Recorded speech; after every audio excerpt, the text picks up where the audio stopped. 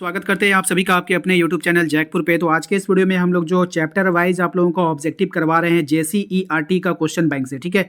तो उसके लिए आज का ये टेस्ट है आप लोगों के लिए। इसके पहले भी हमने 20 सवाल किया था और पार्ट 1 में भी हमने लगभग 14-15 सवाल किए थे। तो ये इसका पार्ट 3 होने वाला है। तो वीडियो में शुरू से लेकर अंत तक बने रहना है और लगातार सीरीज को देखने के लिए आपको क्या करना होगा, चैनल को सब्सक्राइब करके रखना होगा ताकि आने वाली हर एक वीडियो का नोटिफिकेशन मिलता रहे। इस वीडियो को भी लाइक कीजिएगा और अंत में आपसे हम पूछेंगे कि आपने कितना सवाल कंप्लीट किया है। तो प्लीज़ आप लोग अच्छे से टेस्ट दीजिए और हमें बताइए कि आप लोगों ने लास्ट कितना कंप्लीट किया और कितना सवाल आपका सही हुआ है, ठीक है। चलिए पहला सवाल में आते हैं। पहले सवाल हमसे कह रहा है कि सुंदरवन राष्ट्रीय पार्क किस राज्य में है। आपके पास ऑप्शन है 4 को, देख लीजिए, हम डायरेक्ट आंसर बताएंगे, ठीक है ना। तो डायरेक्ट आंसर आपको बता देते हैं। ये जो है कहाँ है आपका, पश्चिम बंगाल में। कहाँ में है बाबू, पश्चिम बंगाल में है। सुंदरवन राष्ट्रीय पार्क किस राज्य में है, याद रखिएगा पश्चिम बंगाल में है, ठीक है। नेक्स्ट सवाल देखिए, अगला सवाल है हमारा, कह रहा है क्वेश्चन नंबर 22 में कि बीज बचाओ आंदोलन का क्या नाम था। रासायनिक खादों से अधिक उत्पादन, टिहरी के किसानों द्वारा बिना रासायनिक खाद के फसलों का उत्पादन, या फिर हरित क्रांति था। क्या था, पेड़ों को उगाना था। बीज बचाओ आंदोलन क्या था, तो इसका राइट आंसर हो जाएगा आपका ऑप्शन नंबर बी, टिहरी के किसानों द्वारा बिना रासायनिक खाद के फसलों का उत्पादन, ठीक है। याद रखना है आप सभी को, मोस्ट इंपॉर्टेंट रहेगा आपके एग्जाम के लिए। नेक्स्ट सवाल देखिए क्या है हमारा, क्वेश्चन नंबर 23 में कह रहा है कि उड़ीसा और बिहार की जनजातियां शादी के दौरान किस वृक्ष की पूजा करती है। बहुत ही यूनिक सवाल। उड़ीसा और बिहार की जो जनजातियां हैं वो शादी के दौरान किस वृक्ष की पूजा करते हैं। इमली और आम की, आम और नीम की, पीपल और केला की, शीशम और कीकर की। तो राइट आंसर हो जाएगा इमली और आम, ऑप्शन नंबर आपका ए, इमली और आम की पूजा होती है, ठीक है। क्वेश्चन नंबर आ जाइए 24 पे। कहा जा रहा है कि राजस्थान के अलवर जिले के 5 गांव के लोगों ने 12,000 हेक्टेयर वन भूमि भैरव देव डाकव सेंचुरी को घोषित कर दी। इसका उद्देश्य क्या था, ठीक है। ऑप्शंस आपके पास है। राइट आंसर आप लोग देख पा रहे हैं, आंसर क्या हो जाएगा आपका, ठीक है। आंसर हो जाएगा आपका ऑप्शन नंबर सी। क्या हो जाएगा, ऑप्शन नंबर सी, शिकार पर रोक और बाहरी लोगों की घुसपैठ से वन्य जीवन को बचाना। क्या हो जाएगा, शिकार पर रोक और बाहरी लोगों की घुसपैठ से वन्य जीवन को बचाना। क्वेश्चन नंबर आते हैं 25 में। कहा जा रहा है सबसे तेज स्तनधारी प्राणी कितने किलोमीटर प्रति घंटा की रफ्तार से दौड़ता है। तो सबसे तेज जो होता है स्तनधारी जो भी है, तो वो कितने किलोमीटर प्रति घंटा की रफ्तार से वो दौड़ सकेगा। ऑप्शन आपके पास है। राइट आंसर हो जाएगा इसका 112 किलोमीटर प्रति घंटा, option number A. Question number आ जाइए 26 में। कहा जा रहा है कि भारत में 1951 और 1980 के बीच में कितने वर्ग किलोमीटर को वन क्षेत्र कृषि भूमि में परिवर्तित किया गया।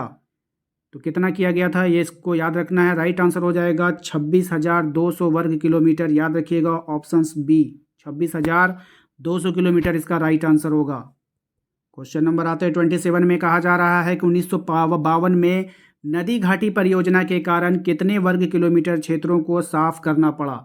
यानी 1952 में नदी घाटी परियोजना लाया गया और उसके कारण कितने वर्ग किलोमीटर क्षेत्र को साफ सफाई किया गया था, ये आपको बतानी है। राइट आंसर हो जाएगा इसका ऑप्शन नंबर सी, 5,000 वर्ग किलोमीटर, ये याद रखना है।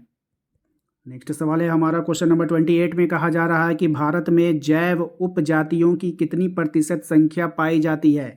जैव उपजातियां याद रखिएगा कितने प्रतिशत जनसंख्या पाई जाती है, तो 8%, ऑप्शन सी हमारा राइट आंसर होगा। क्वेश्चन नंबर आते हैं 29 में। कहा जा रहा है दुनिया का सबसे तेज स्तनधारी प्राणी कौन सा होगा। चीता होगा, बिल्ली होगा, चीता और बिल्ली दोनों होगा, या फिर इनमें से कोई नहीं। इसका राइट आंसर हो जाएगा ऑप्शन नंबर सी, चीता और बिल्ली दोनों हो जाएगा, ऑप्शन सी। क्वेश्चन नंबर आता है 30 पे। क्वेश्चन नंबर 30 में कहा जा रहा है कि सामान्य जातियों से क्या अभिप्राय है। सामान्य जातियों से क्या अभिप्राय है, ऑप्शंस आपके पास है। राइट आंसर हो जाएगा इसका ऑप्शन नंबर ए, क्या हो जाएगा, जिनकी संख्या जीवित रहने के लिए सामान्य मानी जाती है। यानी कि ऐसी जनसंख्या कि वो जीवित रह सकता है, अपना वंश को बचा सकता है, तो उसको हम लोग सामान्य जातियों में रखते हैं, ठीक है। ऑप्शन क्वेश्चन नंबर 31 में आइए। क्वेश्चन नंबर 31 में कहा जा रहा है कि एशियाई चीता और गुलाबी सिर वाली बत्तख किन उपजातियों में शामिल है। सामान्य जातियों में शामिल है, संकटग्रस्त जातियों में है, स्थानिक जातियों में है, या फिर लुप्त जातियों में है। राइट आंसर हो जाएगा लुप्त जातियों में। ये जो है आपका किसमें है, लुप्त जातियों में है। याद रखिएगा ऑप्शन डी आपका राइट आंसर होगा। एशियाई चीता और गुलाबी सिर वाली जो बत्तख है वो लुप्त हो चुकी है, वो अब दिखाई नहीं देगा, ठीक है, लुप्त जातियों में है। अगला सवाल है हमारा, क्वेश्चन नंबर 32 में। दक्षिण भारत में प्राकृतिक वनों की संख्या धीरे धीरे समाप्त किस कारण हुई है। सागवान एकल रोपण के कारण या फिर सेब दुर्गन वृक्षारोपण के कारण, एकल वृक्षारोपण के कारण। राइट आंसर हो जाएगा सागवान एकल रोपण के कारण। याद रखिएगा, थोड़ा हटकर सवाल इसमें आप देख पा रहे हैं कि जो आपके बुक से लिया गया और जेसीईआरटी का सिलेक्टेड सवाल है। चलिए क्वेश्चन नंबर आते हैं हम लोग 33 में। कहा जा रहा है औषधीय पौधे के कौन कौन से क्षेत्रों में पाया जाता है? हिमालय, अरुणाचल प्रदेश या ए और बी दोनों? देखिए यहाँ पे आपको बताना है जो औषधीय पौधा होता है जिससे दवा बनती है वो कहाँ कहाँ पाया जाएगा? हिमाचल प्रदेश में या फिर अरुणाचल प्रदेश में। राइट आंसर हो जाएगा ए और बी दोनों, option number C. Option C होगा राइट आंसर। हिमाचल प्रदेश में भी अरुणाचल प्रदेश में भी आपका औषधीय पौधा पाया जाएगा। क्वेश्चन नंबर आइए 34 में। कहा जा रहा है आपसे कि टक्सोल नामक रसायन किस बीमारी के उपचार के लिए प्रयोग में लाया जाता है? ये जो टक्सोल नामक रसायन है वो किसके उपचार में आएगा? कैंसर, टाइफाइड, मलेरिया या फिर डेंगू? राइट आंसर हो जाएगा ऑप्शन नंबर ए, कैंसर के उपयोग में। किस में आता है बाबू? कैंसर के उपयोग में। क्वेश्चन नंबर आइए 35 में। कहा जा रहा है कि शांति घाटी के मुखली नर्सरी में आदिवासी युवतियों द्वारा किस प्रकार के पौधे लगाए जाते हैं? बांस के पौधे, धान के पौधे, जौ के पौधे या फिर इनमें से कोई नहीं? इसका राइट आंसर हो जाएगा बांस के पौधे। ठीक है, ऑप्शन ए, बांस के पौधे लगाए जाते हैं शांत घाटी के मुखली नर्सरी में आदिवासी युवतियों के द्वारा। क्वेश्चन नंबर आइए 36 में। कहा जा रहा है कि पर्यावरण विनाश के मुख्य कारक कौन से हैं? यानी पर्यावरण का जो विनाश होता है उसके कारण आपको बतानी है।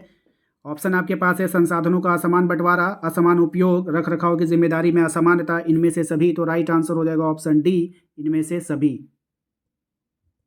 क्वेश्चन नंबर आते हैं 37 में। 37 में कह रहा है मैंग्रोव क्षेत्र में कितने प्रतिशत लुप्त हो चुका है? यानी जो मैंग्रोव क्षेत्र कितने प्रतिशत लुप्त हो चुका है? मैंग्रोव क्या एक वन है? मैंग्रोव वन है तो कितने क्षेत्र, मैंग्रोव क्षेत्र कितना प्रतिशत लुप्त हो चुका है आपको बताना है। 30, 40, 25 या फिर 10? राइट आंसर है ऑप्शन नंबर सी, क्या हो जाएगा? 40% वो लुप्त हो चुका है।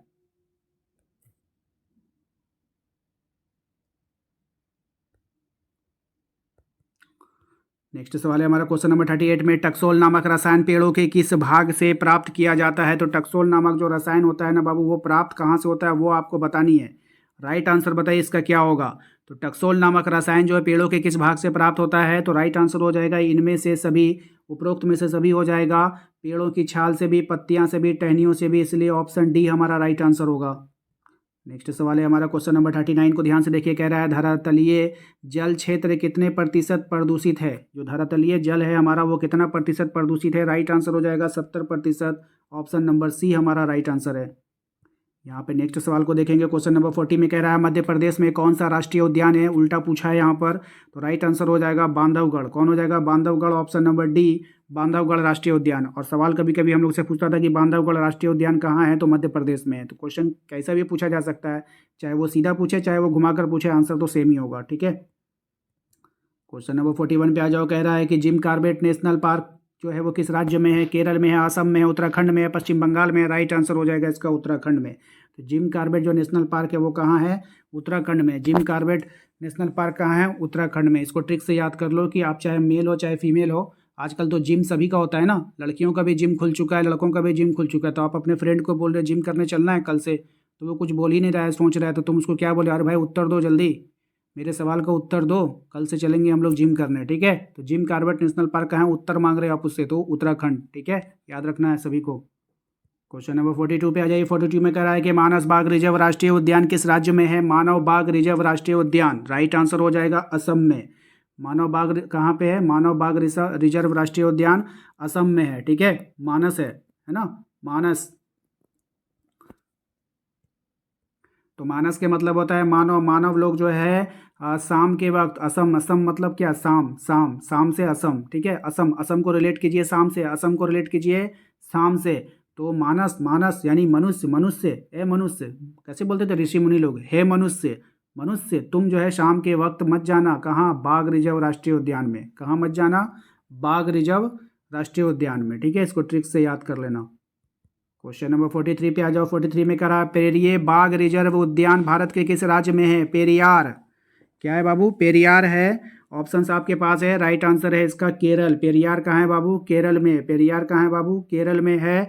बाग रिजर्व उद्यान भारत के किस राज्य में है? तो केरल में है। भाई इसमें भी ट्रिक लगा लेना, पेरियार से हो जाएगा प्यार। भैया आप अगर बाघ से प्यार से पेश आओगे ना तो वो आपका कत्ल नहीं करेगा, वो आपका कत्ल नहीं करेगा। बाघ के साथ प्यार से पेश आया करो, बाघ के साथ प्यार से पेश आया करो, वो आपका कत्ल नहीं करेगा। कत्ल से केरल हो जाएगा, याद रखिएगा, कत्ल से केरल आपको याद रखना है। बाघ के साथ प्यार से पेश आना है। तो आज के इस वीडियो में हम लोग 23 ऑब्जेक्टिव क्वेश्चन को देखे हैं। आपको कमेंट करके बताना है कि 23 में आपका कितना सही हुआ है। उम्मीद करते हैं वीडियो अच्छा लगा है तो लाइक करना है, चैनल पे पहली बार आए तो सब्सक्राइब कीजिएगा। लगातार